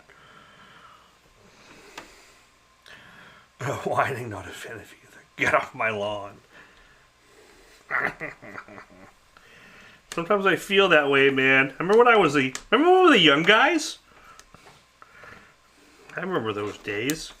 We were the young bucks of Airbrush.com, listening to all the old timers. Guess what, Steve? We're the old timers now. They're the ancient ones. I'm going to do the cheek. I'm going to actually reduce this a little more.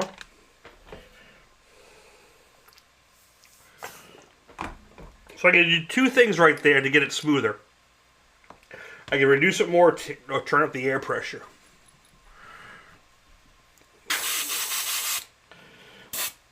I don't think I need to turn the air pressure up. And when I'm working here, I'm kind of working like with this guy. I'm kind of looking at light sources. I got a bad can of silver. John didn't like it when I called them. Went back. So got it. They got me a new can for different batch. No issues. Yeah. I can honestly say I've known John Kosmowski for a long time. I've never called him to voice a problem with paint. I'll call the manufacturer. I will call the distributor. I don't need to bother John with it. So I'm going to highlight. I'm going to run the highlight right in here. Right here where it's hitting the most brilliant part. Just kind of fill the rest in. I'm just slowly texturing. F that. I'm not. You can. On the one thing, oh, it's all my 8 years of paint. Great text. 20-year-old paint. Yeah, it's fine most of the time.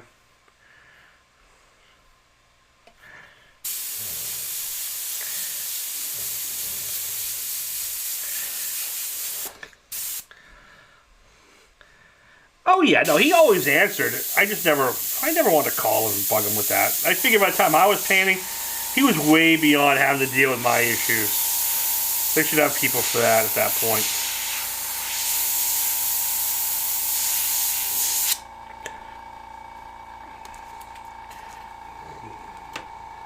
Nose, pulling this out. I'm just kind of snapping where that doesn't go all the way down. And I'm pulling this all the way out like that. Okay?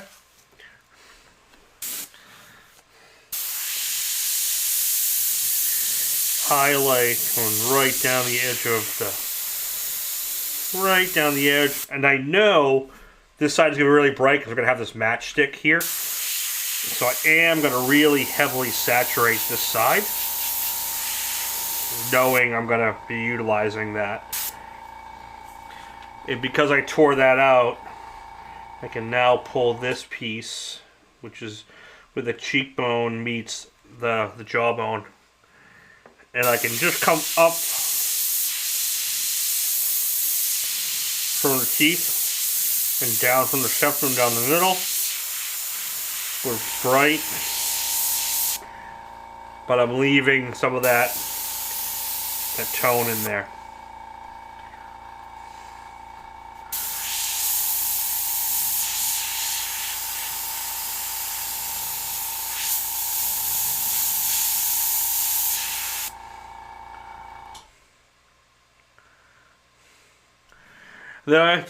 Yeah, okay. Was a little confidence snap. I knew where that was going to go, and if it didn't, I will just cut it. But yeah. So cheekbone here, I'm still kind of highlighting under the eye and coming up and just over. Notice where I'm painting.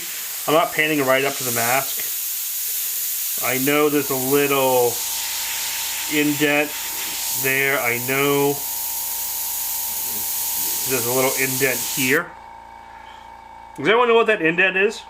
I was never really sure about it, but we talked about it last night, and Pasher knew what it was. Why there's an indent. If you look at a bone, if you look at the skull right under the eye, there's like a little hole right there.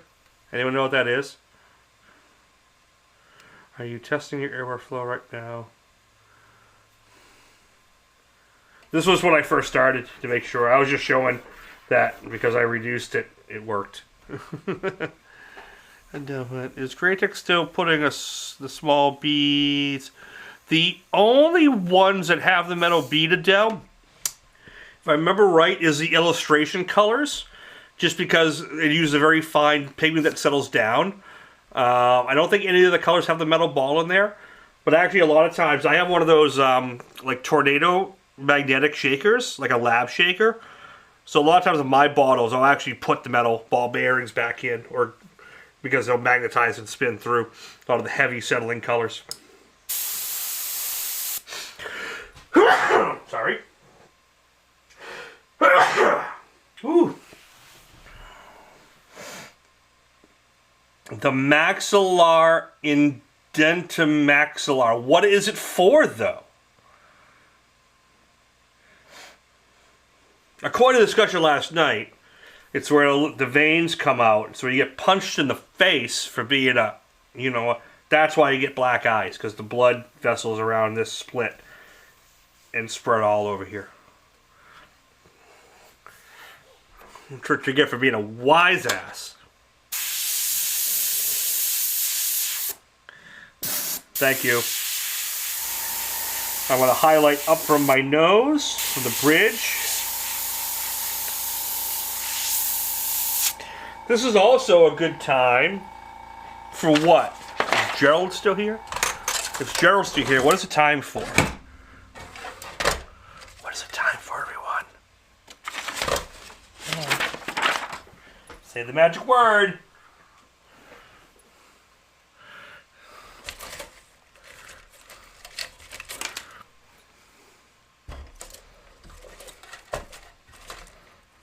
What's the magic word?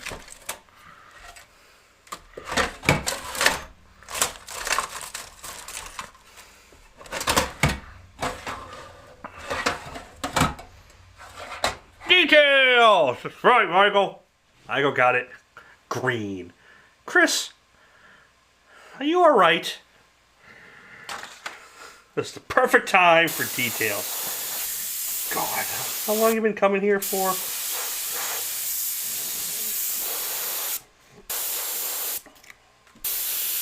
I think you've been using too much of that shine, sir.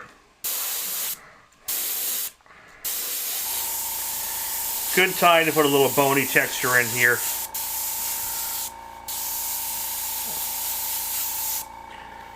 We'll get it worked out.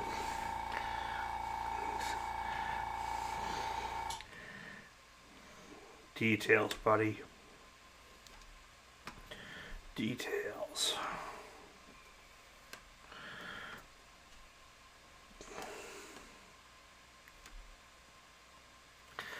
You correct yourself. You're too late. You're too late. You can't correct yourself. It doesn't work here. There's no review. This isn't baseball.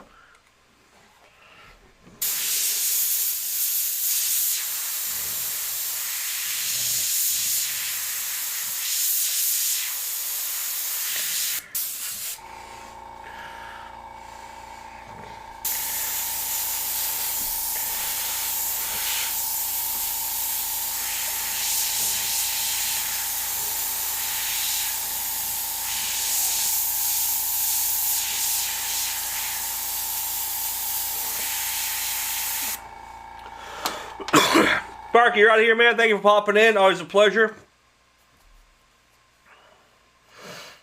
Max Thrasher details, Dell details. On Facebook, you got it right. Thank you. In the spray booth all day. Forgive me if you. Oh man, I'd say the meanest thing right now if it wasn't on Facebook. Oh, I won't not saying it.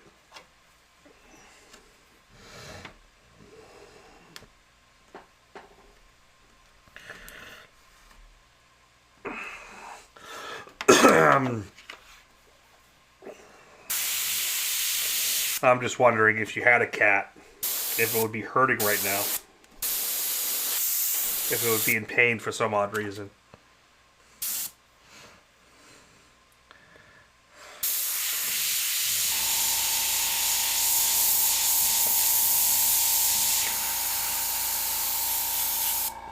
Pulled that off. Now I can shoot from the bottom and still get that downturn where the jaw and the cheekbone meet, because this goes underneath. Brian Barker knew exactly what I was saying.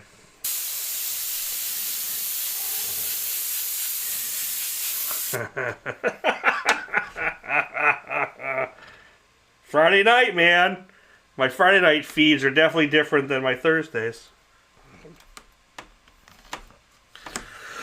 Now I'm pulling the temple area. I don't know the proper terminology. Maybe Steve does. I'm just going to shade it in there. We'll tone that freehand. But just building all that structure.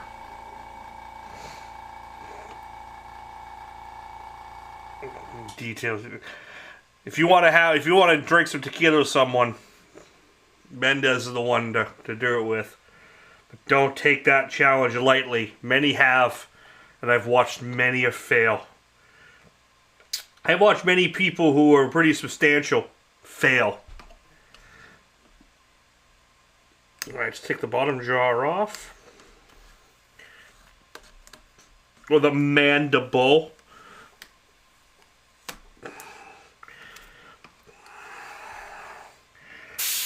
We'll just shade that. Knowing where the light's going to hit. Remember, I know that this is going to be lit here. So I know I'm going to light. I'm going to concentrate as I start shading. I'm going to start concentrating with heavy light. Here.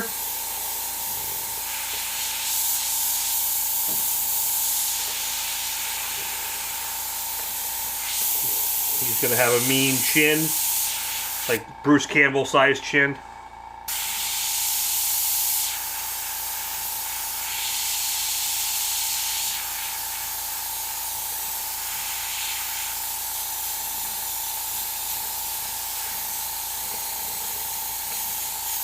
It'll be super bright. It'll be brighter on this side. And go from there. Templess knockouts. Out he is. Yep. It is a good way to knock someone that you know what out.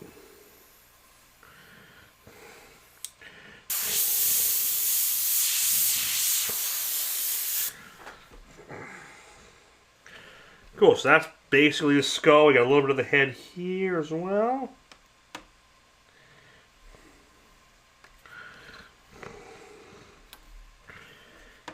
Like I said, if you don't have a plotter, you could get this image and just transfer it with a carbon paper and just cut all these shapes out. It's the same thing. The process is no different. The painting process.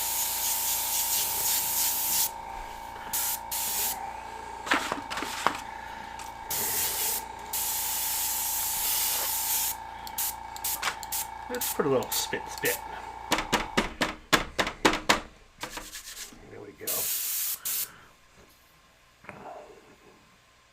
Have a go on, Mr. Barker. Thank you for popping in. DJ Gillespie, what's happening? You guys catch the tail end. I hope you're enjoying the feed so far. I'm going to pull off the eye because I'm going to make a very important point here. The eye area on a skull is not a black hole, okay? I'm going to do this side of the nose and leave this side. No. I have to go the opposite way. Opposite way. I was doing it as if I was on a light surface. Sorry. I'm going to pull this side of the nose. Because the light is going to come up from the center, up the septum. I'm going to put some little texturing in there because there's a lot of little bone texture in there. Then I'm going to pull that side. Okay? And put a little bit of texture in here. Because this is a socket. It actually goes in and then goes towards the hole. So this is all, you're actually, all this is you're seeing the sides of something. Under here, same thing. From the side, I don't want a solid black. This should like radius in.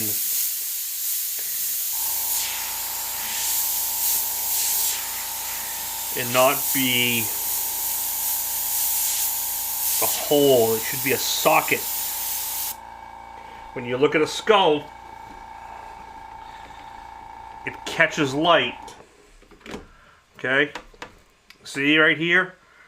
It's not a hole, it's a socket. And that's where the eye is inside. So it's going to catch light. So you got to have a little color in there.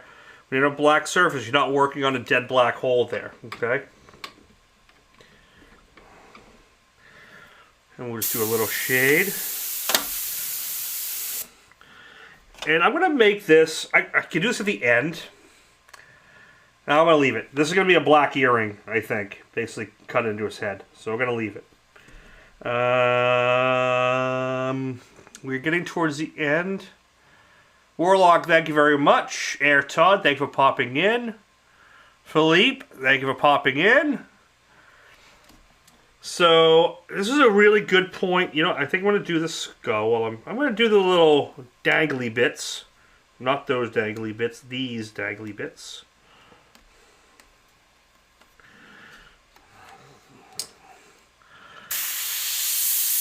Just a little freehand light sourcing. Nothing crazy. Understanding where they go. I'm not just blowing color. Do a couple little lines like a Punisher skull up to the nose. A little mist. Pull it off. This looks amazing. I have to go now. Really great to meet you online yesterday at Pastures Doctoral Drawing Session. Learned a lot. Jacqueline, thank you very much for attending and joining. I had a blast last night. I'm looking forward to coming back and doing it again. Thank you for checking out tonight's feed. Come back again.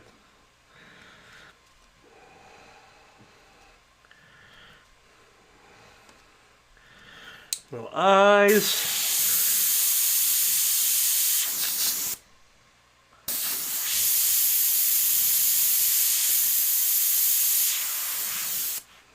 Just a little happy little skull. We'll do this guy too. Last 10 minutes, I'm just going to go around with this color in the brush and just hit things I could hit. Brightest light source for this match is going to be lighting down.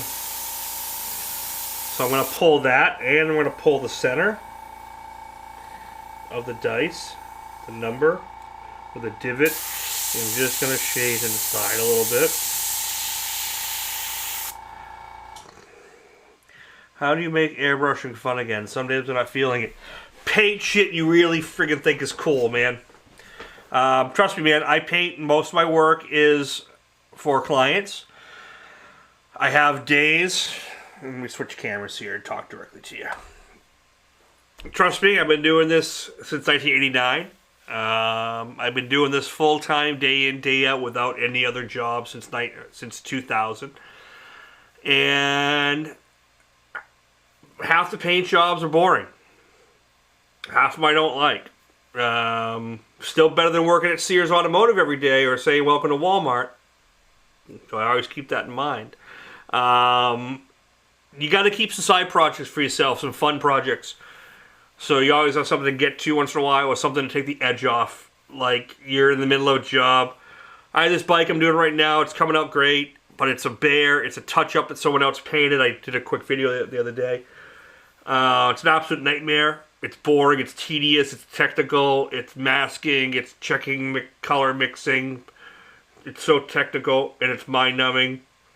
But I can do it, I'm good at it, and I'm probably one of the only ones in the air that'll do it, or would do it. But I gotta have some side projects going for myself. I gotta either be painting like those little tiered models that are fun. I gotta be coming here and doing projects like this for people, or just for myself.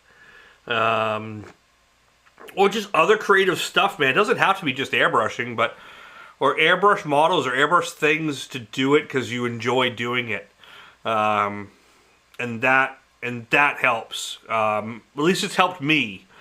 And if that doesn't help, then give me a call. We'll talk it out anytime. All right. But yeah, you got to find some stuff you're interested in, passionate about painting again. Maybe it's cars, maybe it's creatures, maybe it's demons, maybe it's religious, maybe it's religious, Jesus, maybe it's horror, maybe it's Giger, maybe it's dude women, maybe it's nipples, whatever it is. You got to have some of that stuff going on that you enjoy painting for you, and that will help. Can I use Autoborn Sealer on ACM board through a PS290 Cruise? You should be able to. I don't see why not. I would prep the board. I'd probably give it a good scuff and a degrease. You should be fine. I've never used the 290 itself, but it should be a comparable gun that'll take care of it. That'll do most anything you need.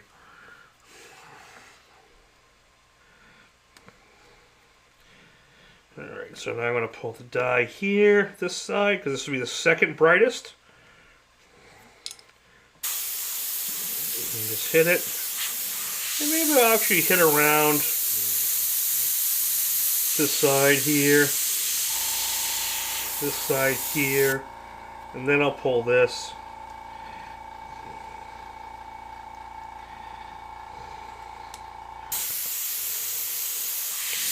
Put a little highlight, just pull the trigger back a little bit. You know, now when you see this, I need to just mess up a lot of shirts to get back. Yeah, dude, I love painting shirts, man. Get a couple dozen shirts, throw them on the board, project a couple really cool comic book images of whatever you're into. Just paint black and gray, line work, dagger strokes till you die, and just in shading and color pops, and you'll find that love, man.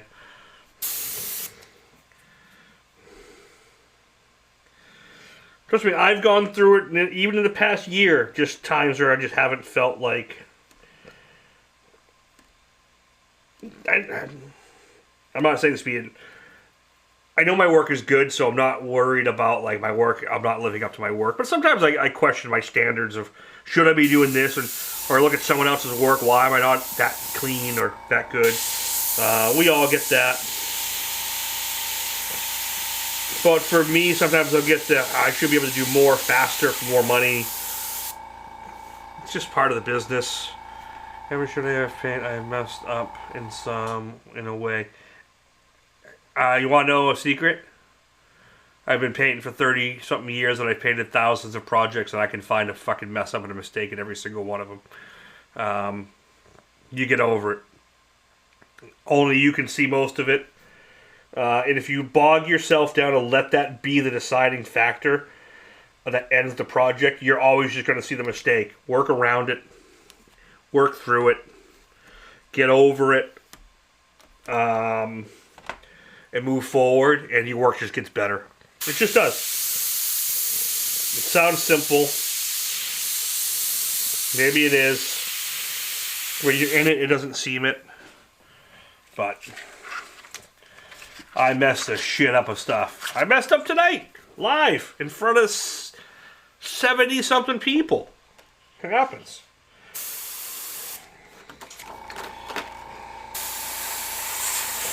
I'm gonna kind of, oh, the match is coming this way. I want it to be bright on like that side, like here.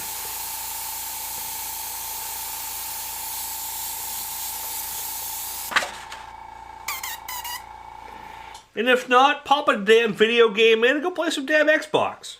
And kill some shit. Have some fun. Hit me up online.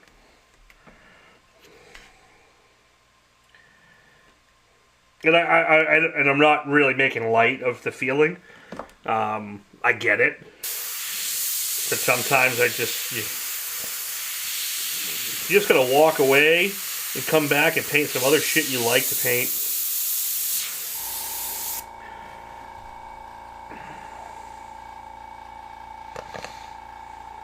L-Aventi? 11 whole people. What? What are you... How much have you had to drink, Steve? Either not enough or too much. Alright, so that's where we're at now. At a 2-hour mark, but it was really only about an hour and 20 minutes of painting. And just because I want to end with how things kind of look, I want to show you where we're at right now. So I just want to... I'm going to pull this stuff off.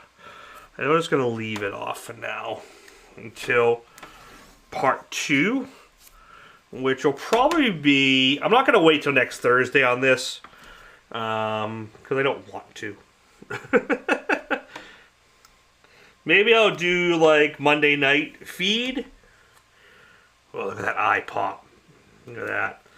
Maybe I'll do a Monday afternoon, Monday night feed or something like that, and then see where we get from there. But that's where we're at right now. I think it's a pretty cool stopping point. I kind of like where it's at. Based on the reference of the sketch, I think we're at a really cool place. Oh, look at that mess. That's got to get dealt with. Definitely got to get dealt with. Yeah, I'm going to zoom in here. But we're in a nice mid-tone space. We got some color pop.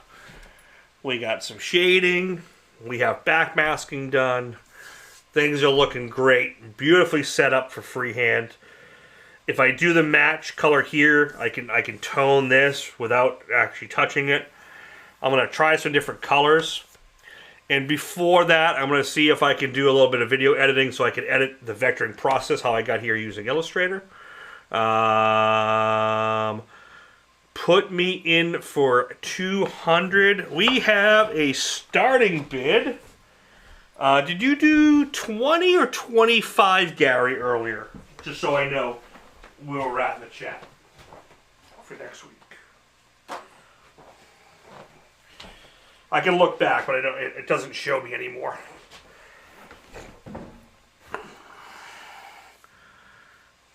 I can look back inside. So we are at a bid. Put it here. Bid. Gary. 200, which includes chat. So that's where we are to bid, leaving now. Thank you everyone for popping in. I hope some of you guys go over to Airbrush. No, not Airbrush. If you go over to McKayFineArt.com, look at that. And don't forget, we still have... I left the Christmas one there. If you join now, you get 15% off for members. Is where we're at now. Not the 20. That one's gone. But it's 25. So we are at 175 plus 25 for Gary. Thank you very much for that, sir.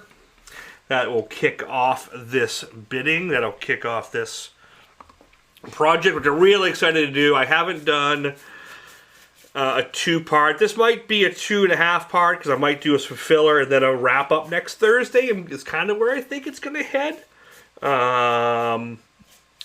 So maybe I'll do like a Monday, Tuesday feed, get it almost done, and then Thursday night we will go through all final bidding, talk about stuff. I'll maybe have some video content edited for how I did all the vectoring and all that stuff up. And then we will put this puppy to bed and really make this thing. Because I really want to get some color pop in here. I want to get some purples and maybe some magentas and fuchsias and then some green fire and maybe a little, you know, just glow. And I keep running my head maybe doing a Harlequin. Maybe doing a Harlequin background. You know, kind of like on the reference, see how it's going to on the corner. Like just ghosted into the background black. Maybe with like a pearlescent or like a chameleon shift paint or something like that. And I really want to make this a cool piece. This could make a good print as well, and it could just make a cool how-to overall. So I think it worked out really well. Any suggestions, I'd love to hear them. I'd love to see whatever else comes out of this project we did the other night on that.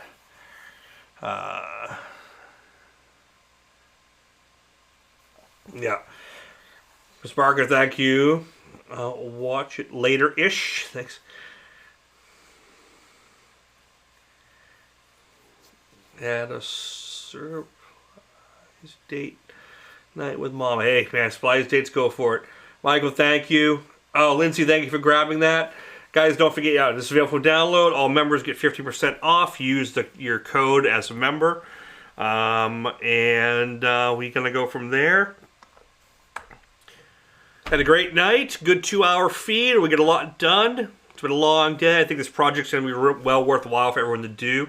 And do over and over again. Like I said, I think I'm going to do this a second time, but I'll do it on a white panel. Maybe I'll flip it and reverse it. So 2 different sides. And go from there. Open to suggestions of what you guys want to see. Have an amazing weekend. Don't party too much. And be safe, everyone. See you next week. Keep an eye on my Facebook feed and the members side of YouTube. Just turn your notifications on, and I will let you know when I'm going to go on and do the next phase of this. Have a good one, guys.